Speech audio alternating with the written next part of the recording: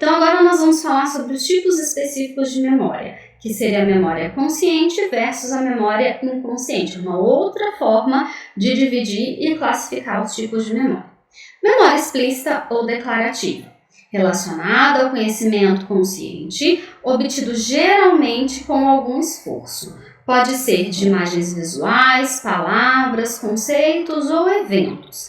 Então, se eu te perguntar, você já foi ao Rio de Janeiro? Você já foi ao Cristo Redentor? Aí você vai me responder: sim, quando eu tinha 12 anos, eu fui ao Cristo Redentor. Eu lembro que eu achei tudo muito alto, tudo muito grande, mas eu não me lembro tão bem, assim, de quem estava comigo, tá? Então, eu lembro que eu já fui, eu consigo descrever alguns elementos, eu lembro mais ou menos a idade que eu tinha. Então, isso é memória explícita, declarativa. Implícita, não declarativa.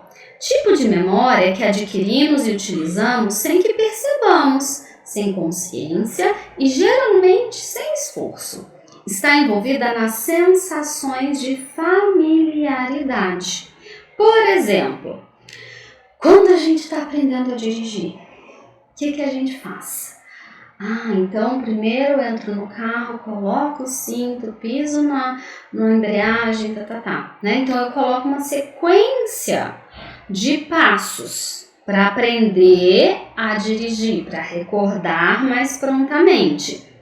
Depois que eu já dirigi inúmeras vezes, eu já não penso mais, eu simplesmente faço.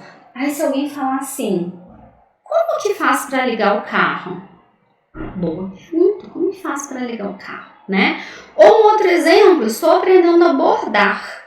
Como que é o ponto tal? Aí eu vejo um vídeo no YouTube, alguém me ensina, passa aqui, vem pra cá, Depois eu simplesmente bordo.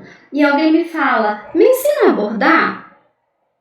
Puxa vida, como que faz para bordar, né? Então, aquilo que eu sei fazer, mas eu preciso parar para pensar em como fazer, memória implícita não declarativa. O priming, a melhor tradução para o efeito priming é aprimoramento de repetição. O que é o efeito priming?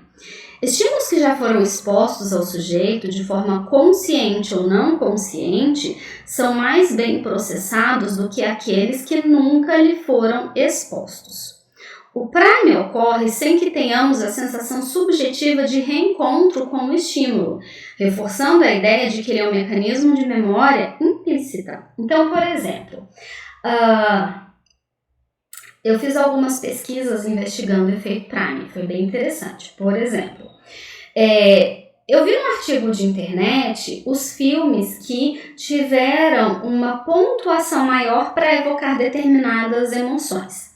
E um filme chamado O Campeão, a cena em que o menino presencia a morte do pai, foi um filme pontuado como altamente impactante para trazer a emoção tristeza. Então eu dividi 2 grupos. Um grupo que assistiu a cena do filme e recebeu uma foto, uma imagem de um homem segurando um menino, uma criança no colo. Um grupo que não assistiu ao filme e que recebeu o mesmo estímulo, um homem segurando um menino no colo, mesma imagem. E a tarefa era escrever uma redação. E a gente verificou se o grupo que assistiu ao filme teria mais elementos na redação que remetessem à morte, tristeza, perda. E o que a gente avaliou? Que sim, o grupo que foi exposto anteriormente ao filme trouxe mais palavras que remetiam à questão de perda, morte, etc. Tá? Aí a gente pensou assim, mas é porque a gente colocou o estímulo muito parecido com o filme. Então o filme era sobre um menino que vê o pai morrer e a foto era de um homem segurando um menino no colo. Será que se a gente colocar uma imagem neutra, nós teríamos resultados diferentes? Então, eu mostro o filme que remete à perda e à tristeza e eu avalio o conteúdo da redação. E aí, o que a gente fez? A gente imaginou, supôs, não façam isso em pesquisa, tá? Mas como era uma pesquisa dentro de uma disciplina, também não era nada muito importante. Supôs-se que uma cortina fosse uma imagem neutra. E eis o que a gente percebeu. Muitas palavras remetendo a medo.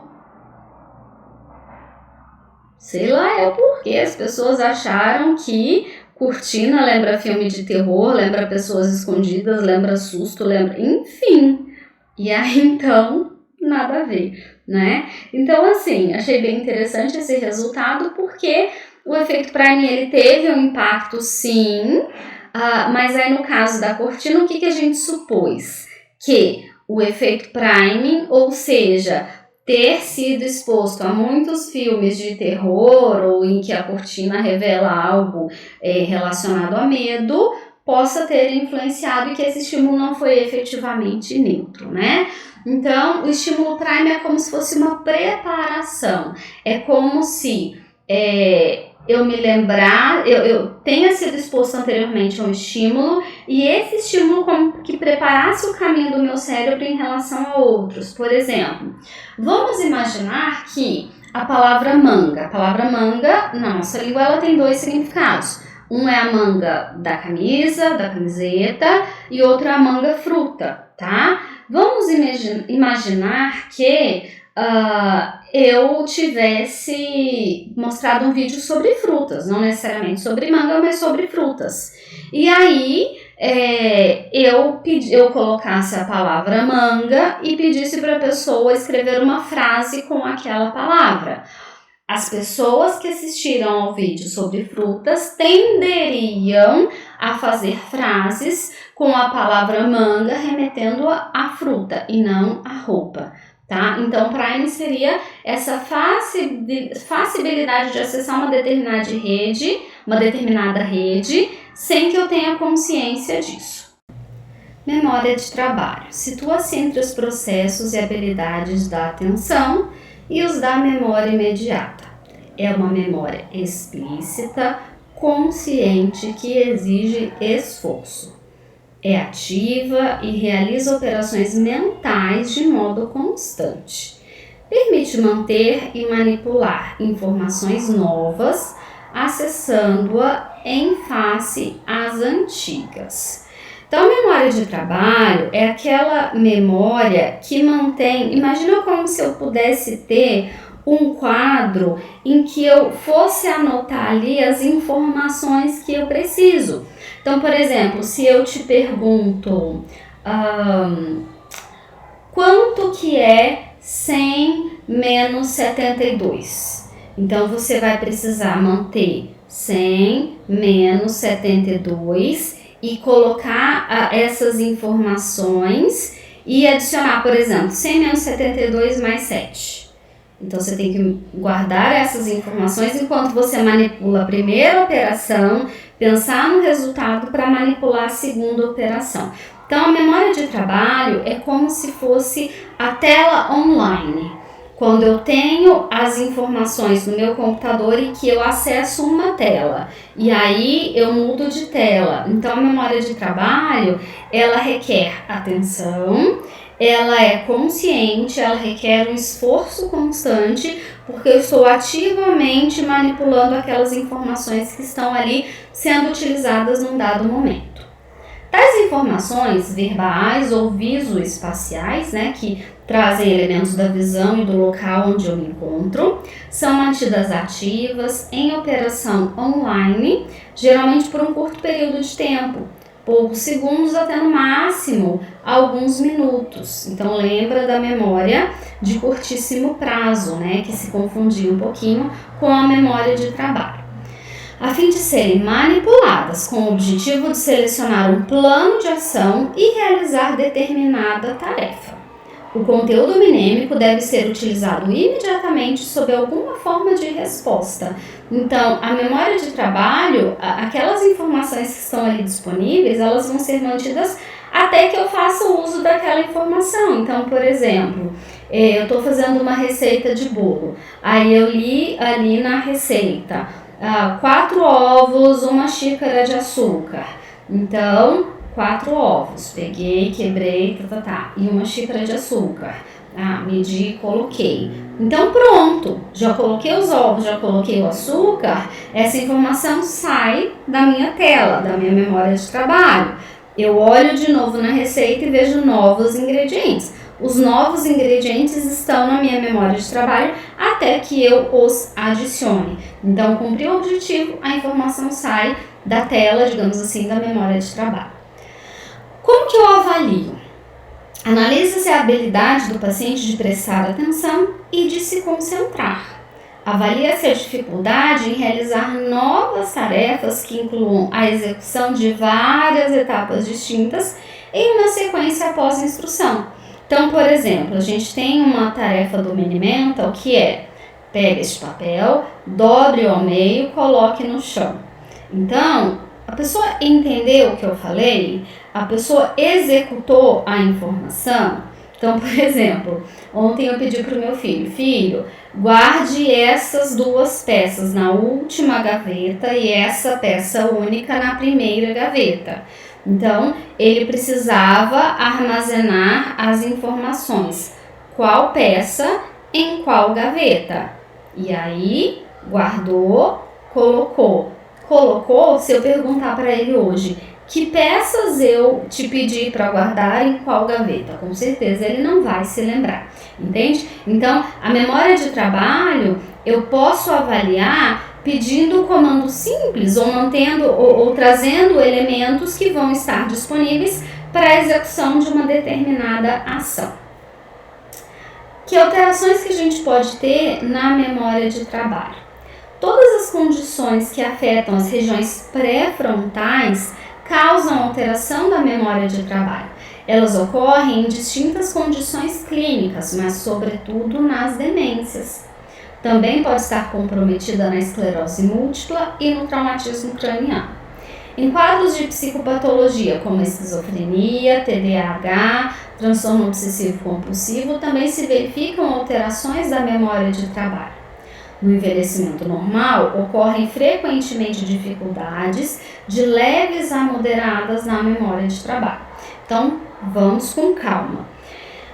Como eu falei, em geral, a memória vai ser uma função mental que predominantemente estará prejudicada em quadros psico-orgânicos, então nos quadros demenciais, traumatismo craniano, tá?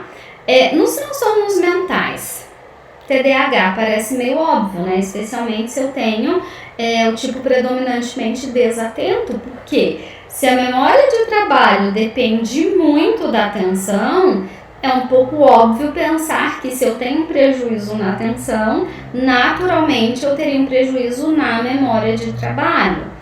A esquizofrenia é um transtorno neurodegenerativo, então significa que com a progressão do transtorno, naturalmente eu vou tendo um prejuízo em geral das funções cognitivas, incluindo a memória de trabalho. Bom, Aline, então o que isso significa? Significa que uma pessoa que tem o quadro de esquizofrenia já há bastante tempo, cronificado, talvez eu tenha que dar uma tarefa por vez. Talvez eu tenha que fazer anotações para ajudá-la a fazer atividades que demandam vários processos. Talvez, se for um processo muito complexo e novo para ela, que vai requerer a memória de trabalho, talvez eu tenha que acompanhá-la na execução de uma tarefa. Então, por isso que, por exemplo, a gente tem no tratamento multi ou interdisciplinar da esquizofrenia a terapia ocupacional. Então, uma simples tarefa, né? Porque que eu pus entre aspas, porque requer muitos processos. De fazer café numa cafeteira pode demorar muito tempo, porque a pessoa vai precisar manter na memória de trabalho dela todos os passos para que ela consiga finalmente fazer o café. E com prejuízo na memória de trabalho, é uma atividade que ela pode ter muita dificuldade em executar. Se a gente pensar no transtorno obsessivo compulsivo, em geral, o que fica online são as obsessões. Então, por exemplo, de contaminação, de comportamento agressivo, religiosos. Então, eu tenho as obsessões ou a iminência de executar uma compulsão mais prontamente disponível, prejudicando também a memória de trabalho. E a gente vê isso também muito no envelhecimento normal, porque a gente acaba tendo um prejuízo um pouco geral das funções cognitivas, especialmente a memória. E aí, a pessoa, às vezes, você tem que falar mais de uma vez, tem que explicar com calma. É comum, às vezes, ela te perguntar de novo algo que ela acabou de te perguntar. Então, é importante saber desse envelhecimento normal para que as pessoas tenham mais paciência, né? E também que procurem ajuda caso necessário. Memória episódica também é uma memória explícita, declarativa, de médio e longo prazo, relacionada a eventos específicos da memória pessoal do indivíduo, ocorridos em determinado contexto, comumente autobiográfico, bem circunscrito em determinado momento e local. O que é a memória episódica? Ela traz 2 elementos: tempo, espaço. Onde eu estava, o que eu estava fazendo, com quem eu estava. Então, por exemplo, domingo eu fui passear, fazer uma caminhada no Parque das Nações. Então, domingo, data, pela manhã, horário, onde? Parque das Nações. Com quem? Com meu marido e com meu filho. Entende? Então, a memória episódica, o próprio nome já diz, ela vai dizer respeito a um episódio, a um momento circunscrito no tempo em que eu trago essas informações contendo esses elementos.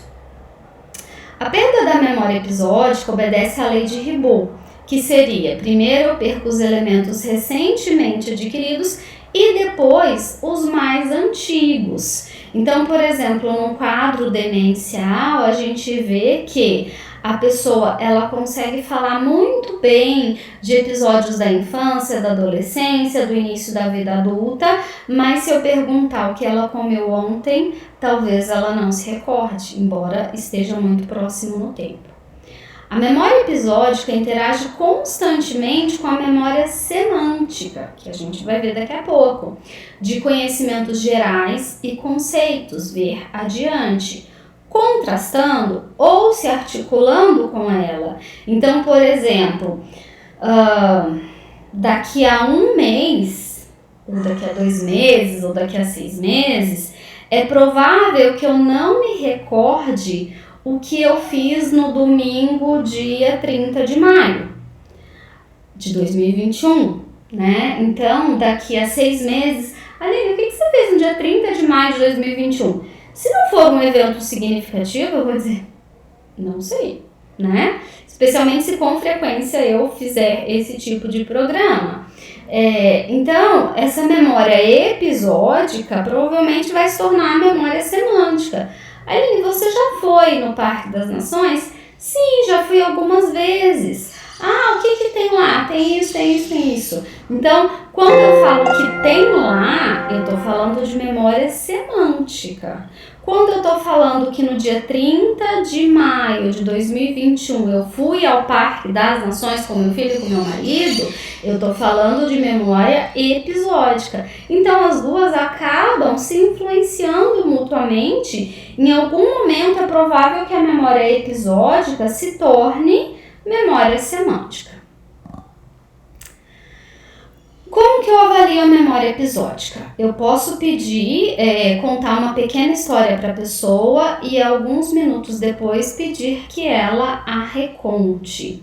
Investigar a evolução temporal das falhas de memória. Então, por exemplo, perguntando a algum familiar que tipo de déficit de memória a pessoa tem tido mais recentemente. Perguntar também a parentes e cuidadores se, em comparação a alguns anos atrás, o paciente tem agora mais dificuldade em se lembrar das coisas que acontecem recentemente com ele. Então eu posso perguntar para o paciente que programa ela assistiu na TV no último sábado, o que ela comeu no último almoço de domingo, se ela fez alguma programação diferente na última semana. Tudo isso eu estarei avaliando a memória episódica. É claro que eu preciso confirmar com algum familiar essas informações para verificar se ocorreram de fato ou não.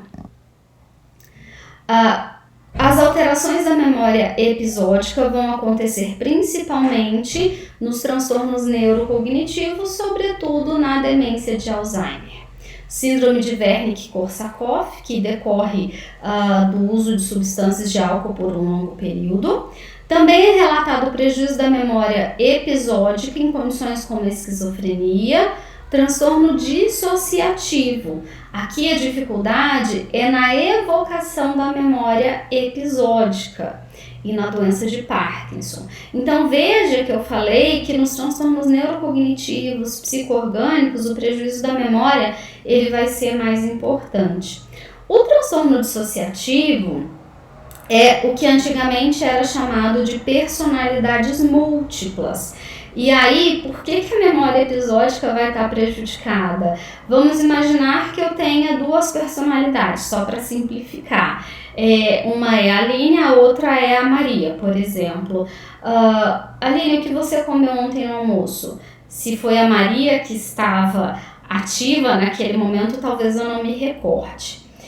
Eu tenho também o transtorno de fuga dissociativa, que é quando eu tenho uma amnésia lacunar. Então, por exemplo, eu estou passando por um trauma, por uma situação muito difícil na minha vida e eu abandono a minha identidade atual, a pessoa que eu sou, e fujo e assumo uma nova identidade, uma nova vida. É um caso extremamente raro. Essa fuga dissociativa é por uma causa psíquica, né? De um trauma emocional, por exemplo, e aí o prejuízo, o problema na minha memória episódica vai se decorrer naquele período em que a fuga dissociativa esteve presente. São quadros pouco frequentes, muito raros, mas que a gente poderia ver sim uma alteração da memória episódica. Memória semântica, aprendizado, conservação e utilização do arquivo geral de conceitos e conhecimentos do indivíduo, chamados conhecimentos gerais sobre o mundo. Então, a memória semântica é todo o arcabouço que nós temos armazenado, que não tem a referência de tempo e espaço. Por exemplo, eu posso dizer a definição de memória, que eu passo para vocês, é uma memória semântica.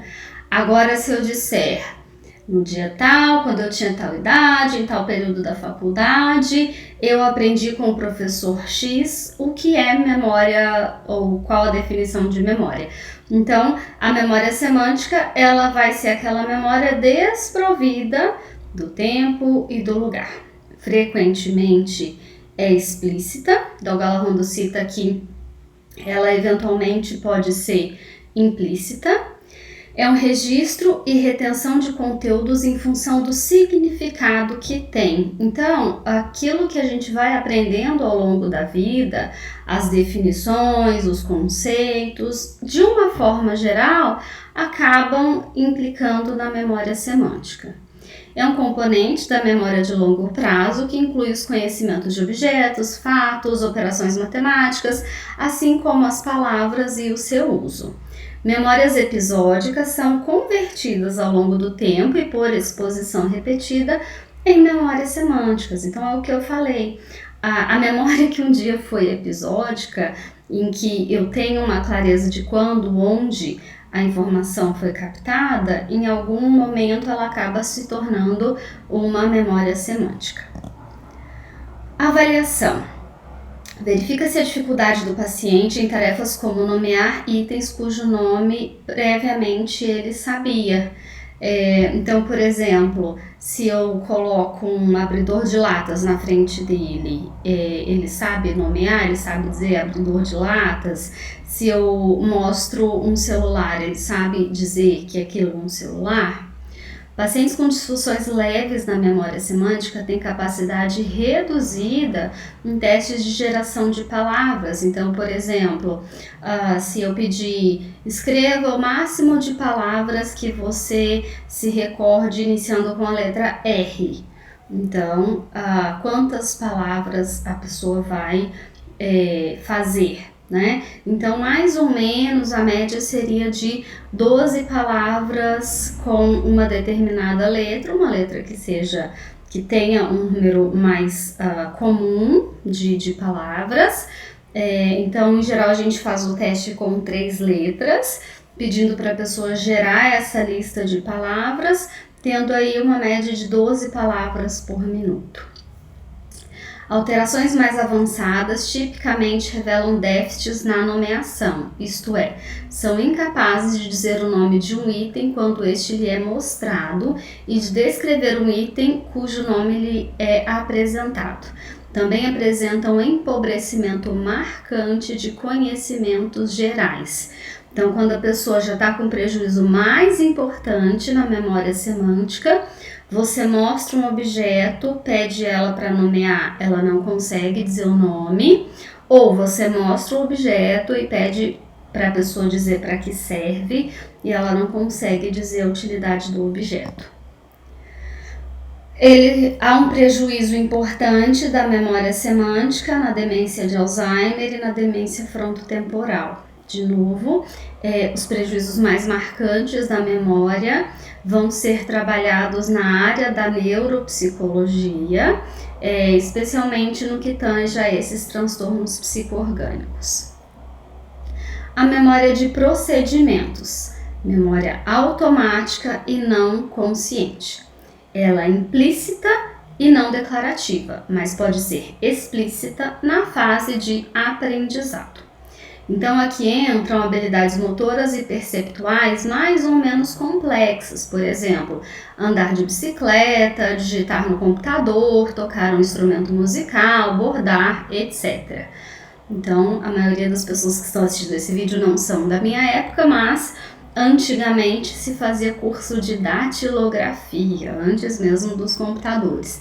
E aí eu me lembro, né, A, S, D, F, G, a gente ficava decorando essa sequência e decorava a ordem das teclas na máquina de datilografia.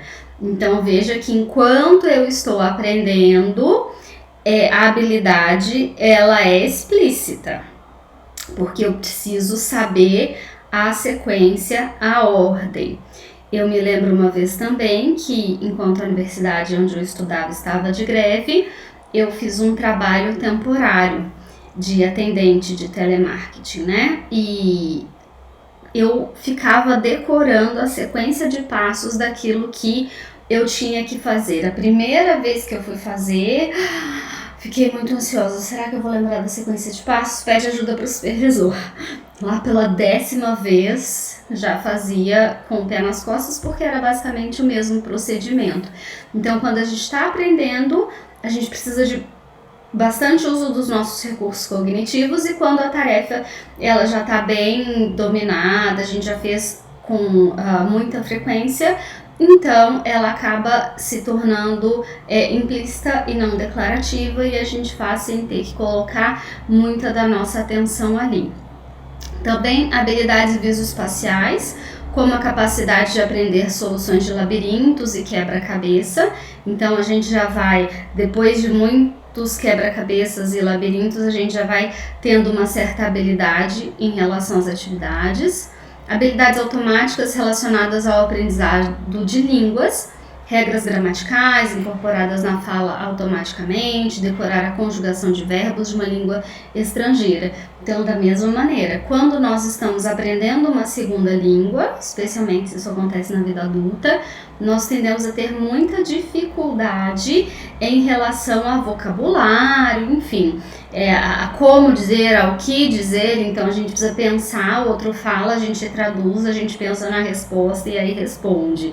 Se a gente vai para aquele país que fala aquela determinada língua, passa um tempo razoável ali, daqui a pouco a gente já incorporou e não precisa mais pensar para falar, sai naturalmente. E aí a gente tem um probleminha aí quando a gente retorna para o nosso país de origem, porque aí a gente tende a pensar naquela outra língua. A memorização ocorre de forma lenta por meio de repetições e múltiplas tentativas. Então a memória de procedimentos ela vai sendo incrementada, melhorada na medida em que eu treino. Então uma habilidade que pode ser aperfeiçoada com o treino. Como é que a gente avalia? Ocorre quando o indivíduo apresenta perda de habilidades motoras ou visoespaciais previamente aprendidas ou grande dificuldade em aprender novas habilidades. Ela vai estar presente em quadros graves de demência de Alzheimer ou síndrome de Wernicke-Korsakoff. Podem ter ganhos relativos, né? Então essas demências podem ter um benefício no tratamento, no processo de reabilitação que use a memória de procedimentos, né? Quando ela ainda está preservada, porque a pessoa pode aprender novas habilidades. Então, a memória declarativa e a memória episódica vai sendo gravemente prejudicada nesses quadros. E aí o processo de reabilitação pode lançar mão da memória de procedimentos. No entanto, quando a gente vê o quadro final dessas doenças, aí a gente já vê também uma deterioração, inclusive, da memória de procedimentos, né? Então, o que a gente fala é da intervenção precoce. Identificou um problema na memória, que é típico especialmente da demência de Alzheimer, levar para uma avaliação, para começar a intervenção mais precocemente possível, para que se possa ter algum retorno, alguma mudança mais significativa para o indivíduo. A doença de Parkinson é a condição mais frequente em que se observa a perda da memória de procedimentos. Também na doença de Huntington, tumores, acidentes vasculares cerebrais, hemorragias, degenerações e outras lesões dos núcleos da base ou do cerebelo, uma degeneração cerebelar. Então, como eu falei, a memória de procedimentos em especial, ela vai ser mais da ordem da neuropsicologia do que da parte clínica em que fazemos a avaliação dos estados mentais.